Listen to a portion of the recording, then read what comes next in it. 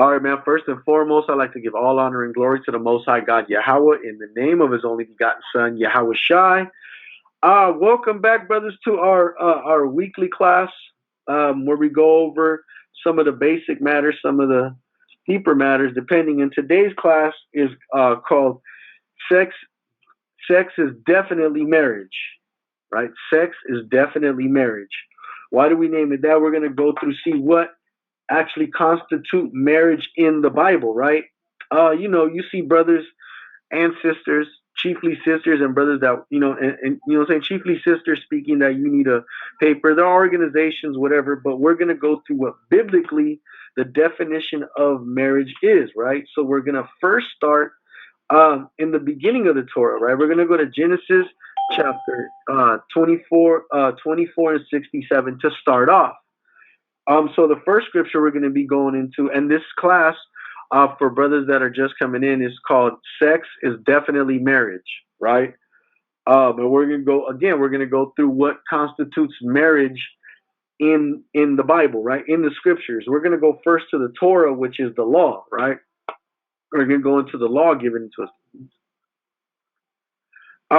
And we're going to go into the book of Genesis, chapter 24, and we're going to start. We're going to start at verse 62 to give it some context, right? Verse 62, and Isaac came from the way of the well of Laharoi, for he dwelt in the south country. And Isaac went out to meditate in the field at the eventide. And he lifted up his eyes, and he saw, and behold, the camels were coming.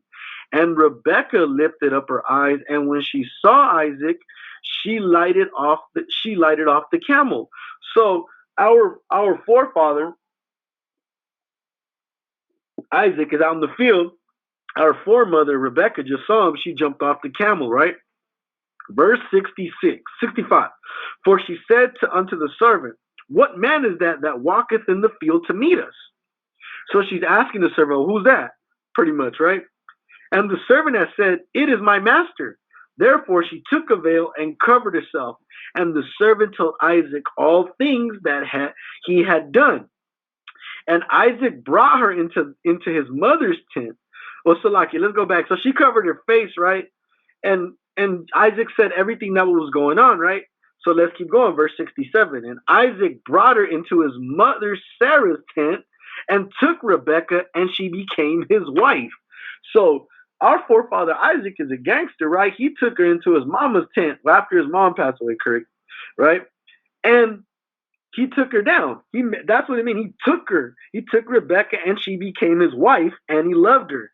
And Isaac was comforted after his mother's death, right? So Isaac married Rebekah, our foremother Rebekah, by laying down with her. There was no big fancy wedding. There's no extra hoorah, nothing like that, right? He laid down with her.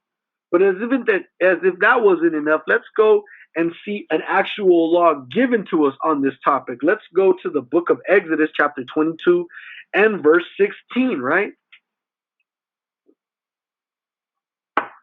We're going to be going to Exodus, chapter 22 and verse 16. So we can look and see what else it means, right? Exodus 22 and 16. And if a man entice a maid that is not betrothed, so if a man games up a woman, let's just say it like that. If a man spits his best game to a woman that isn't promised to another man, right? Let's keep going.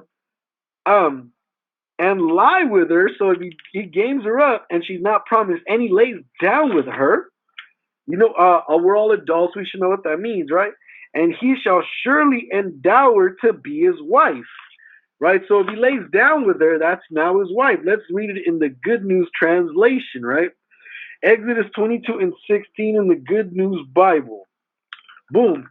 If a man seduces a virgin who is not engaged, he must pay the bride price for her and marry her. Right? So yeah, he once he seduces her, he has to pay that bride fee and marry the girl, right? That is now his wife, right? Let's keep going in some more laws, right? Let's go into Deuteronomy chapter 22, verses 28 through 29, right?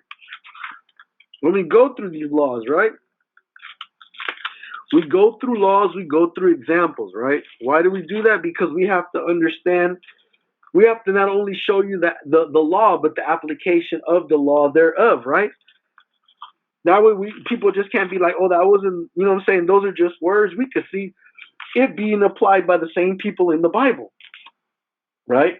Let's go to Deuteronomy chapter 22, verses 28 and 28 and 29.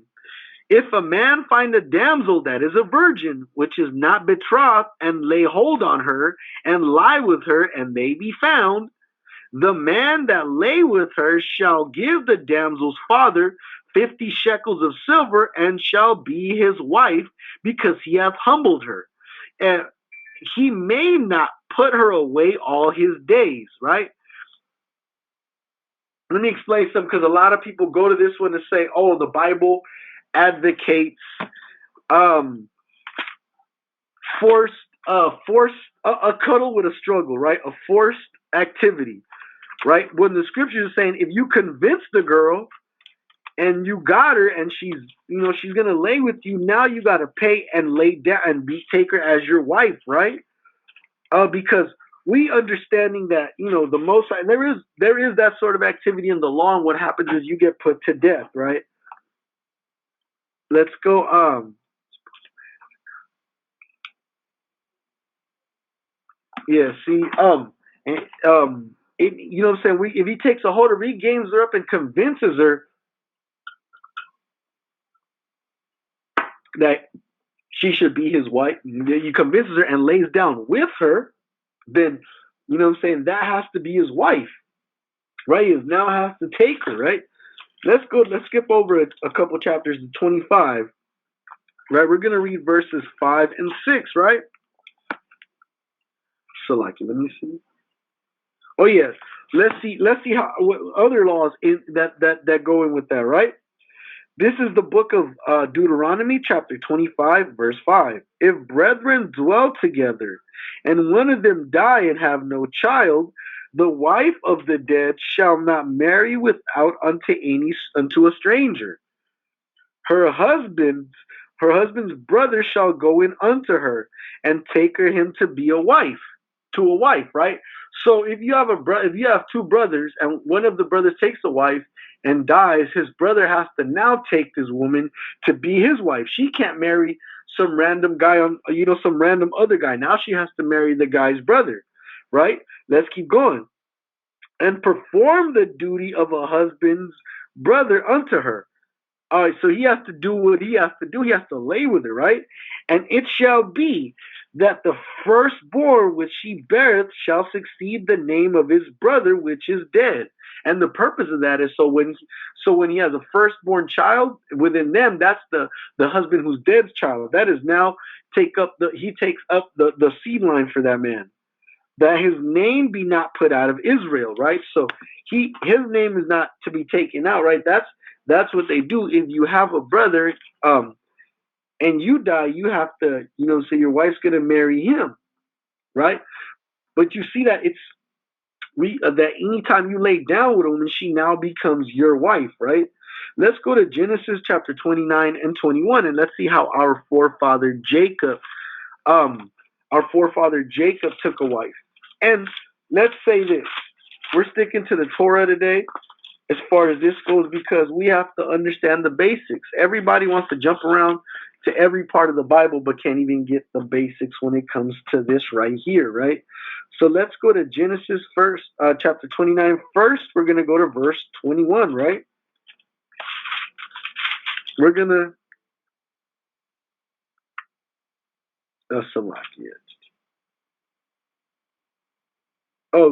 now Jacob had worked for Rachel, right? But let's see what happens. This is the book of Genesis chapter 30 verse 21. And Jacob said unto Laban, give me my wife, for my days are fulfilled that I may go in unto her place. Verse 22. And Laban gathered together all the men of the place and made a feast. Verse 23. And it came to pass in the evening that he took Leah as daughter and brought her to him, and he went in unto her. Right? So that's what that. So Jacob just laid down with Leah. He came in unto her means he had intercourse with her, right? Verse 24. And Laban gave unto his daughter Leah and Zilpah his maid for a handmaid. And he came and now there's verse 25, right? This is key, right? We've read 23 where came in into her, right? He laid down with her. Verse 25. And it came to pass that in the morning, behold, it was Leah. And he said to Laban, what is this thou hast done unto me? Did not I serve thee for Rachel? Wherefore then thou hast beguiled me. And Laban said, it must not be done so in our country, to give the youngest before the firstborn. Fulfill her week, and we will give thee this also service which thou shalt serve me yet other 7 years. Right? So he not only that, he knew he was giving her the other daughter, so he laid down with the other daughter, and now he knew he had a wife. Right? That's why Jacob was upset, because he got the old bait and switch, as they say. He worked for one daughter and got the other. Because Laban told him, I can't give you the youngest before the eldest, right? So, but let's keep reading, right? We're gonna keep seeing examples of how Jacob took a wife, right? Let's go down to let's keep going. Verse 28.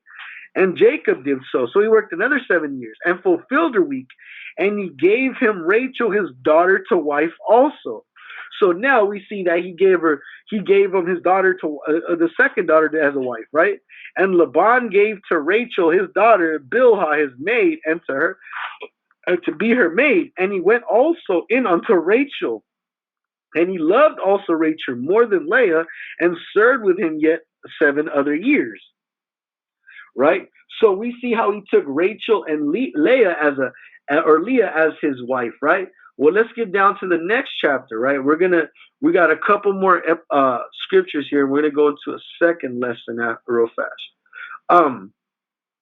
Let's go into the book of Genesis, chapter 30, right? We're gonna go to the next chapter, and we're gonna start at the top. We're gonna read how Rachel took 2 more wives, right? Verse 30, chapter 30 from Genesis chapter 30 from the top. And when Rachel saw that she bore Jacob no children, Rachel envied her sister and saw that Jacob gave me children. Hold on. Oh, Salaki, you know what? Let's go back to 31. We're going to read through 31, verse 31 all the way through 30, because all this shows how the wives were being made, right? Verse 30, chapter 29, verse 31. Right? Verse 31. And when Yahweh saw Leah was hated, he opened up her womb, but Rachel was barren. And Leah conceived and bore a son, and she called his name Reuben, for that surely the Most High hath looked upon my affliction. Now therefore my son will love me. My husband will love me. Verse 33. And she conceived again and bore a son, and said, because Yahweh hath heard I was hated, he hath given me this son also. And she called his name Simeon. And she conceived again and bore a son. And she said, now this time will my husband be joined to me, because I have borne him 3 sons. Therefore was his name called Levi. Right? And she conceived again and bore a son. And now I will praise thee, Yahweh, before she called his name Judah and left bearing. Right? So we're seeing the bearing of the bearing of wives, and Rachel being, the bearing of children, and Rachel being barren. So let's see what happens, right? Verse 30, chapter 30. And Rachel saw that she bore Jacob no children. Rachel envied her sister, and she said unto Jacob, give me children, or else I die. Right? So she's telling Jacob she wants to get knocked up, right? Verse 2, Jacob's anger was kindled against Rachel, and said, am I in God's stead? Who hath withheld thee from the fruit of thy womb? So he's asking her, is it my fault, right? Verse 3, and she said, behold, my maid Bilhah, go in unto her, and she will bear him upon my knees, and that I may also have children by her. And she gave him Bilhah, her handmaid, to wife. And Jacob went in unto her, and Bilhah conceived and bore Jacob a son. Right? So we see now that Jacob has another wife, right? Bilhah the handmaid was given to wife. Let's jump we're gonna keep reading them because we still got a couple more. You know what I'm saying? We're gonna see the children born and how we got his last wife, right? And verse 6, and Rachel said, God hath judged me, and has also heard my voice, and he has given me a son. Therefore called his name Dan. And Bilhah, Rachel's maid, conceived again, and she bore Jacob a second son. And Rachel said, with great wrestling I wrestled with my sister, and I have prevailed. And she called his name Naphtali. Verse 9. When Leah saw that she had left bearing, she took Zilpah, her handmaid, and gave her Jacob to wife. Right? And Zilpah, Leah's handmaid, bore Jacob a son.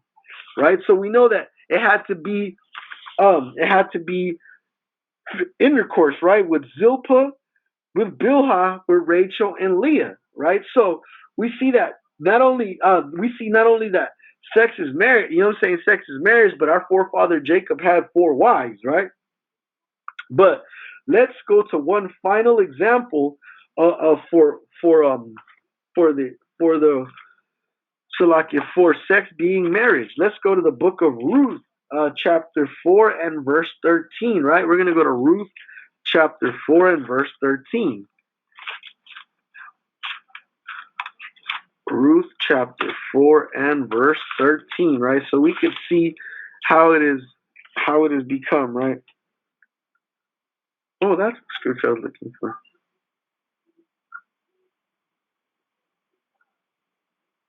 Okay, boom. This is the book of Ruth, chapter 4 and verse 13. So Boaz took Ruth, and she was his wife. They got straight to the point, right? Boom, he took her, and that was his wife. And when he went in unto her, Yahweh gave her conception and bore a son.